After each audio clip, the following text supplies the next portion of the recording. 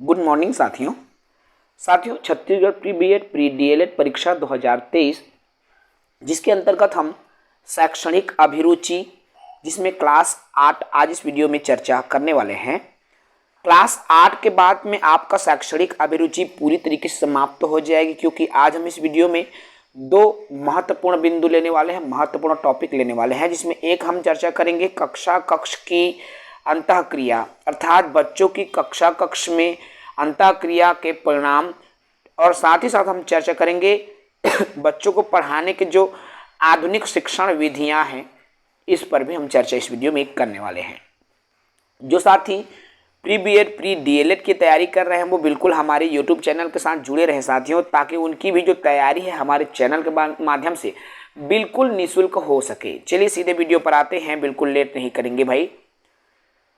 बात कर ले हम कक्ष की अंतःक्रिया में छात्रों की पृष्ठभूमि के प्रभाव की। कक्ष में बच्चे अर्थात छात्र और शिक्षक के बीच बातचीत की बात यहाँ हम इस टॉपिक में चर्चा करने जा रहे हैं। देखो, कक्ष अंतःक्रिया का सीधा संबंध कक्षा में शिक्षक और छात्र के मध्य होने वाले संवाद से है। एक कक्ष में छात्र होते हैं और शिक्षक होते हैं। छात्र और शिक्षक के बीच में ही बातचीत होती है।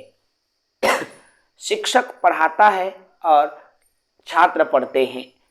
छात्र अपनी समस्या का समाधान शिक्षक से पूछ के करता है। इस तरह से दोनों के बीच में जो इंटरेक्शन है होता है। ठीक है, छात्र शिक्षक अंतःक्रिया में छात्रों का योगदान सर्वाधिक होना चाहिए। और बच्चों में देखो, इसमें छात्र का योगदान मतलब छात्र और शिक्षक के बीच जो कक्ष चल रही है उसमें आप हमेशा ध्यान रखें कि छात्रों का योगदान ज़्यादा हो, अर्थात बाल केंद्रित होना चाहिए, छात्र केंद्रित होना चाहिए। ठीक है, बाल केंद्रित शिक्षा होनी चाहिए, जिसमें बालक के रुचियों, उनके जितने भी मनोवैज्ञानिक दृष्टिकोण है उनको ध्यान में रख कर आप उनको शिक्षा दें। इससे क्या होगा कि बच्चों में जो है सृजनात्मक सोच, सृजनात्मक चिंतन का विकास होगा। बच्चे सोचेंगे कि सर ये कैसे आया, बच्चे कोशिश करेंगे उसका समाधान करने की, तर्क वितर्क करने की। तो इसलिए बाल केंद्रित शिक्षा होनी चाहिए छात्र शिक्षक के बीच जब अंतःक्रिया हो रहा हो उस दौरान। ठीक है साथियों, छोटी छोटी चीजें हैं, आपको समझना पड़ेगा भाई, छोटा सा टॉपिक है। कक्ष अंतःक्रिया में छात्रों के पृष्ठभूमि का प्रभाव। देखो भाई, आप सभी जानते हैं कि जो छात्र है अलग अलग पृष्ठभूमि से आते हैं। किसी के घर की आर्थिक स्थिति ठीक नहीं रहती, तो किसी की घर की सामाजिक स्थिति ठीक नहीं रहती, तो कोई अन्य समस्याओं से गुजरते हुए कक्ष तक पहुंचता है। तो उनकी अनेक ऐसी स्थितियां होती है, पृष्ठभूमियां होती है, उनको भी एक शिक्षक को ध्यान में रखना होता है। तो इसका जो पृष्ठभूमि पर हम सबसे पहले बात कर लें, एक तो 3 तरीके से पृष्ठभूमि के प्रभाव पड़ता है विद्यालयों में। पारिवारिक पृष्ठभूमि का प्रभाव पड़ेगा, सामाजिक पृष्ठभूमि का प्रभाव पड़ेगा और आर्थिक पृष्ठभूमि का प्रभाव पड़ता है। बात करें हम सामाजिक पृष्ठभूमि का कैसे प्रभाव पड़ता है, तो जिस घर में माता पिता, देखो सॉरी साथियों, पारिवारिक पृष्ठभूमि का प्रभाव पर हम चर्चा करें तो जिस घर में माता पिता, दादा दादी या घर परिवार में झगड़ा विवाद की स्थितियां होती है, वहां पर बच्चों पर उनका प्रभाव पड़ता है। और ऐसे घर परिवार से आने वाले जो बच्चे हैं वे कम बोलते हैं। ठीक है, ऐसे परिवार से, ऐसे घर से आने वाले जो बच्चे हैं कम बोलते हैं। इसलिए आप यदि एक शिक्षक बनने वाले हैं या आप एक गृहिणी भी हैं, तो आपको इस बात का हमेशा ध्यान रखना है साथियों कि आप दोनों के जो बीच के झगड़े कभी भी बच्चों तक ना पहुंचे। ठीक है, इससे बच्चे जो है अंतर्मुखी हो जाते हैं, कम बातचीत करने लगते हैं, वे अपने आप में ही एकदम गुमसुम सा हो जाते हैं और आपको, आपके बच्चों को इन्हीं परिस्थितियों में गुजरने से रोकना होगा। समझ गए पारिवारिक पृष्ठभूमि को। बात करें सामाजिक पृष्ठभूमि की, आप सभी जानते हैं जिस घर में, परिवार में समाज की अर्थात देखो परिवार के लोग अच्छे से अंतःक्रिया करते हैं, अच्छे से बातचीत करते हैं, ठीक है, अच्छा संबंध है, प्रेम मैत्रीतापूर्ण संबंध है, तो वहाँ के बच्चे अच्छे प्रवृत्ति के होते हैं, ठीक है, उनका नेचर, उनका कैरेक्टर भी अच्छा होता है। तो ये अहम भूमिका अदा करता है सामाजिक पृष्ठभूमि। तीसरे बिंदु पर हम आते हैं, इसमें आर्थिक पृष्ठभूमि क्या होता है। तो आर्थिक पृष्ठभूमि की मैं बात करूं, देखिए हमारा जो तीसरा है साथियों, आर्थिक पृष्ठभूमि। आर्थिक स्थिति भी बच्चों के जो कक्ष की अंतःक्रिया है उसको प्रभावित करता है। जिस घर के मतलब यहाँ पर क्या है साथियों, अगर अच्छे से संपन्न घर के बच्चे जब विद्यालय पहुँचते हैं तो उनमें सभी चीज़ों की उपलब्धि ऑलरेडी रहती है, क्योंकि भाई उनको वो संसाधन पहले से मौजूद होता है, उनको मिल जाता है।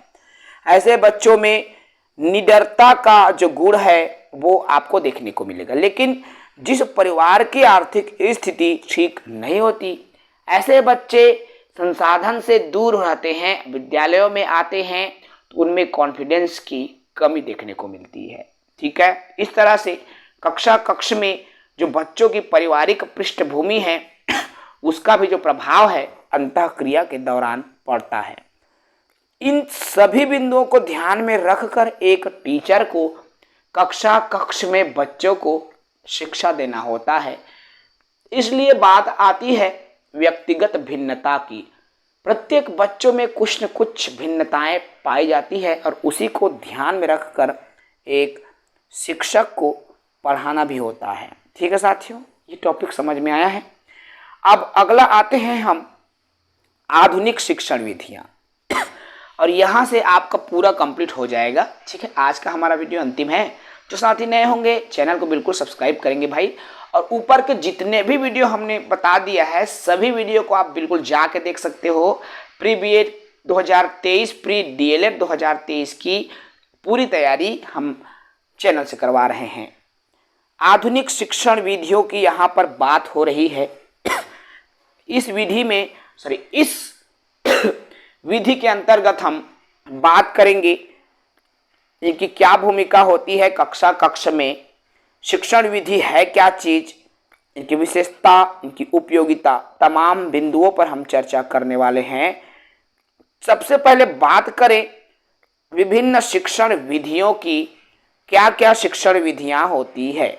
तो साथियों डाल्टन की एक शिक्षण विधि होती है, प्रोजेक्ट विधि जिसे प्रयोजना विधि कहते हैं, प्रोजेक्ट बच्चों से बनवाया जाता है छोटी छोटी, और एक होती है खेल विधि।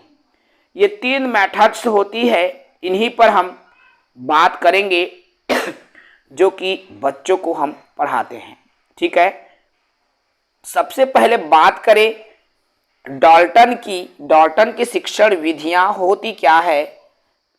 तो डाल्टन पद्धति का आविष्कार अमेरिका के जो प्रसिद्ध शिक्षक कुमारी हेलन पार्क हर्स्ट ने किया है, ठीक है। डाल्टन विधि का आविष्कार पार्क हर्स्ट ने किया है। इस पद्धति में उन्होंने लिखा है कि डाल्टन पद्धति व्यक्तिगत कार्य के सिद्धांत को व्यवहार में लाने की एक यांत्रिक व्यवस्था है। यह स्कूलों का सरल एवं कम खिला पुनर्गठन जिसमें विद्यार्थियों तक अध्यापकों को अधिक उपयोगी रूप में देख सकते हैं, काम करने के अवसर प्राप्त होते हैं। इनके जो आविष्कार है, इस विधि का निर्माण पार्क हर्स्ट ने किया है, ठीक है। इसमें उन्होंने कहा कि बच्चों के देखो व्यक्तिगत कार्य के सिद्धांत के व्यवहार में लाने के लिए, अर्थात बच्चों के कार्य को सुचारू करने के लिए इस विधि का जो है उपयोग किया जाता है, ठीक है। इस विधि की विशेषता होती है ये जो विधि है व्यक्तिगत भिन्नता का अनुसरण करती है। प्रत्येक बच्चों को ध्यान में रखा जाता है। व्यक्तिगत शिक्षा मिलती है, स्वतंत्र वातावरण होता है और निर्दिष्ट कार्य होते हैं। कक्षा नहीं बल्कि एक प्रयोगशाला की तरह होती है, जिसमें बच्चों को प्रोजेक्ट की तरह, प्रैक्टिकल की तरह सिखाया जाता है और इसमें शिक्षक विषय के एक विशेषज्ञ होते हैं। डाल्टन विधि, ठीक है ना। इनकी उपयोगिता की मैं बात करूं तो आवश्यक निर्देश देना, सामूहिक कार्य देना, निर्दिष्ट कार्य देना, वर्ग सम्मेलन, इस तरह से प्रक्रिया अपनाया जाता है। ठीक है। अभी दूसरा आता है साथियों प्रोजेक्ट विधि। प्रयोजना बनाते हैं ना, छोटे छोटे काम दिया जाता है बच्चों को, वही प्रोजेक्ट है। अब प्रोजेक्ट विधि की मैं बात करता हूं तो प्रोजेक्ट देखो, परिभाषा वॉशिंग ने क्या कहा है कि प्रोजेक्ट समस्या मूल क्रिया की ऐसी इकाई है जो स्वाभाविक से विद्यार्थी द्वारा आयोजित एवं पूर्ण की जाती है। देखो, बच्चों के सामने कोई भी प्रोजेक्ट के रूप में समस्या रखा जाता है और बच्चा क्या करता है, उस समस्या का समाधान स्वयं करता है। इसमें बच्चे अनुभव से सीखते हैं। अनुभव की पूर्ति के लिए भौतिक साधनों का उपयोग भी करना होता है। ठीक है। प्रोजेक्ट विधि जॉन डेवी, देखो यहाँ पर जॉन डेवी की विचारधारा पर आधारित है, जो शिक्षण पद्धति के रूप में इसे विकसित करने का काम करता है। लेकिन यहाँ पर देखो, ये जो प्रोजेक्ट विधि के आविष्कार हैं किलपैट्रिक ने किया था, ठीक है। तो इसमें प्रोजेक्ट बनाया जाता है साथियों, अर्थात बच्चों के सामने कुछ भी समस्या रखी जाती है, ठीक है, और बच्चे क्या करते हैं, उन समस्या का समाधान करने का प्रयास करते हैं।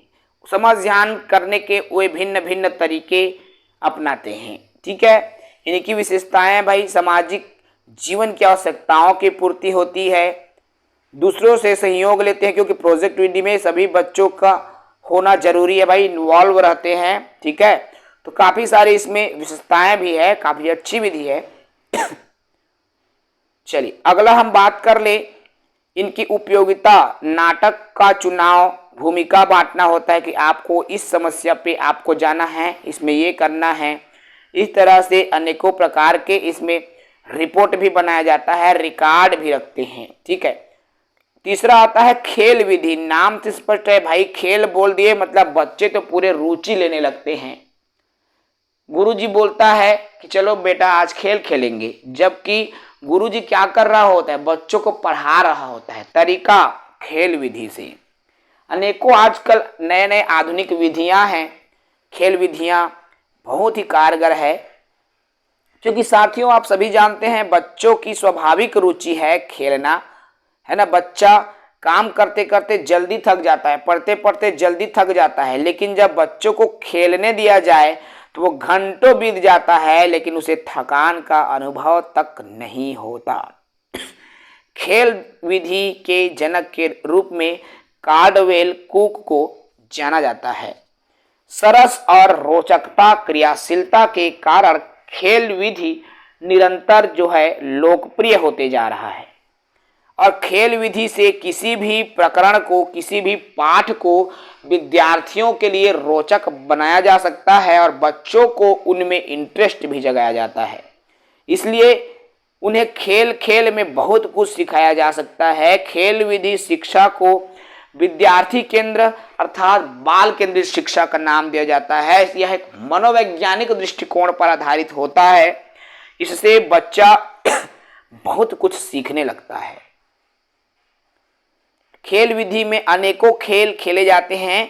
आप जैसे छत्तीसगढ़ के हैं साथियों, भंवरा गोटी, बहुत सारे ऐसे खेल मिलेंगे।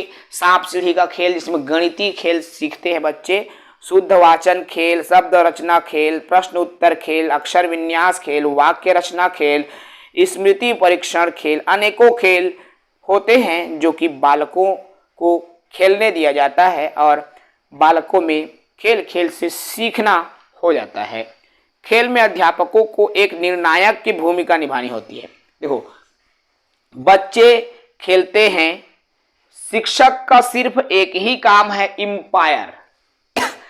आप जानते होंगे, आपने भी खेल खेला है, एम्पायर का काम होता है सिर्फ निर्णय लेना, निर्णय देना। ठीक है, तो खेल, इस कक्षा में खेल विधि के अंतर्गत अध्यापक का काम सिर्फ एक निर्णायक की भूमिका होती है, जो सिर्फ न्याय करता है, निष्पक्ष भूमिका निभाता है। ठीक है, तो ये खेल विधि है जो कि आधुनिक शिक्षण विधि के अंतर्गत आता है साथियों। तो इसमें हमने देख लिया आधुनिक शिक्षण विधियों में, एक तो हमने देखा डाल्टन की जो विधि है, ठीक है, दूसरा हमने देखा प्रयोजना विधि, जिसे प्रोजेक्ट विधि भी बोलते हैं, प्रयोजना विधि, तीसरा हमने देखा खेल विधि। और ये तीनों विधियां हम स्कूल में कक्ष के दौरान अंतःक्रिया जब बालक करते हैं तब भी हम इसका उपयोग कर सकते हैं, और पढ़ाते पढ़ाते भी हम इसका उपयोग करते हैं खेल विधि का। इससे बच्चे रुचि के साथ पढ़ना सीखते हैं। तो साथियों, आज के इस कक्षा के बाद में आपका शिक्षण शास्त्र पूरी तरीके से समाप्त हो चुका है। ठीक है, आपका शिक्षण अभिरुचि खत्म हो गया। कल से आपको रीजनिंग की क्लासेस मिलेगी भाई, प्रतिदिन प्रातः 8 बजे की कक्षा रीजनिंग की कक्षा रहेगी। और हम कोशिश करेंगे कि रीजनिंग का जो वीडियो है एक दिन में कम से कम 2 वीडियो लेके चलें, ताकि आपकी जो तैयारी है पूरी हो सके। ठीक है, हमारा उद्देश्य यही है। हम प्रिपरेशन इसलिए आप सभी साथियों को करवा रहे हैं ताकि आप सभी बिल्कुल अच्छी से तैयारी कीजिए। इस बार आपका जो चयन है अच्छे कॉलेज में हो जाए। ठीक है साथियों, तो चलिए इस वीडियो में बस इतना ही। कल के वीडियो में हम एक नए सब्जेक्ट रीजनिंग से स्टार्ट करेंगे। आज हमारा शिक्षण अभिरुचि पूरी तरीके से खत्म हो गया है। जो साथी वीडियो को नहीं देखे होंगे, क्लास 1 से देखिए भाई। क्लास 1 में आपका स्टार्टिंग में हिंदी को हमने कंप्लीट कर लिया है। उसके तुरंत बाद हमने आपका जो सब्जेक्ट लिया था वो है शिक्षण अभिरुचि। ठीक है, ये भी हमने कंप्लीट कर दिया है। अब अगला हम रीजनिंग पर काम करेंगे। कल से आपको रीजनिंग की कक्षाएं भी मिलनी शुरू हो जाएंगी। चलिए इस वीडियो में इतना ही। जय हिंद, वंदे मातरम।